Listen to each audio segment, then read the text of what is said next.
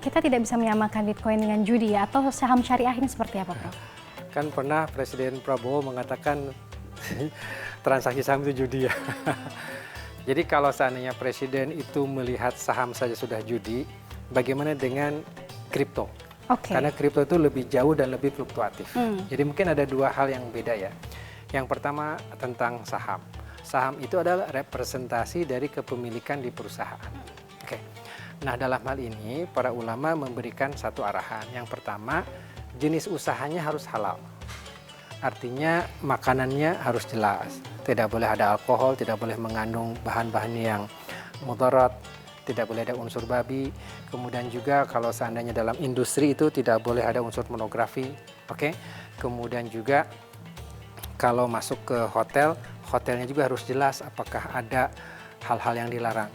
Nah, jadi disebut dengan industry analysis. Analisa industri kudu clear dari hal-hal yang haram dan syubhat. Itu yang pertama. Nah, makanya dengan demikian nanti akan ada beberapa saham milik industri yang terkait dengan perhotelan tertentu, yang terkait dengan makanan tertentu, yang terkait dengan perbankan konvensional, asuransi konvensional, demikian juga lembaga keuangan konvensional itu harus dikeluarkan. Nah, di Indonesia itu ada yang disebut dengan Daftar Efek Syariah, DES. Ini setiap waktu diaudit, kemudian diisu lagi oleh Majelis Ulama Indonesia melalui DSN, Dewan Syariah Nasional.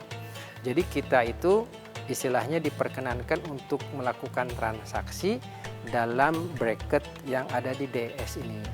Seperti itu. Nah, bagaimana Pak dengan saham-saham yang sangat fluktuatif segala macam? Nah, kita tidak menyarankan untuk masuk di yang seperti itu karena unsur gharar atau unsur spekulatifnya sangat tinggi. Berkaitan dengan kripto. Kripto itu banyak ya, yang tadi Mbak sebutkan itu salah satunya aja. Jumlahnya ribuan. Nah, di Indonesia perdagangan kripto itu dilakukan melalui trader namanya. Jadi Mbak punya uang, katakanlah 10 juta, nanti Mbak login di trader, kemudian dari trader nanti bisa masuk ke kripto. Nanti juga ketika nanti akan menguangkan dari kripto balik dulu ke trader, nanti dari trader masuk lagi ke dalam rupiah.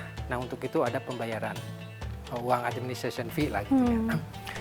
Nah, kalau tadi kita melihat bagaimana fluktuasinya si kripto, demikian juga tidak adanya pihak yang menjamin, demikian juga bisa dipergunakan untuk hal-hal yang positif juga negatif, bisa juga dijadikan sebagai alat untuk menghindari pajak, bisa juga dijadikan alat untuk money laundering.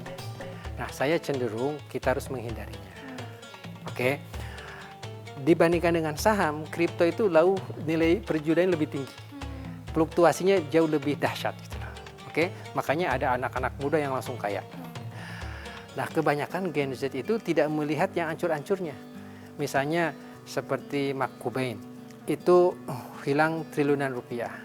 Demikian juga ada satu trader yang nakal. Di beberapa negara, trader itu sudah ngumpulin duit, ini beli, terkumpul. Kata dia, sistem informasi komputer saya kena hack. Maka buyarlah semua. Berapa yang sudah terkumpul? 2 miliar dolar. Bayangkan, 2 miliar dolar itu sudah puluhan triliun. Itu hilang dan tidak tanggung jawab.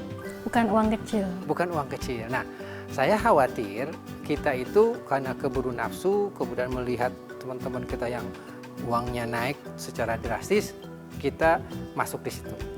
Nah, jadi ada yang mengatakan Anda jikalau bermain dengan kripto harus uang dingin. Dan uang yang Anda masukkan harus siap untuk hilang.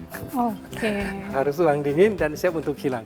Nah, daripada berspekulasi seperti itu, lebih baik yang pasti-pasti aja. Yang pasti-pasti aja ya.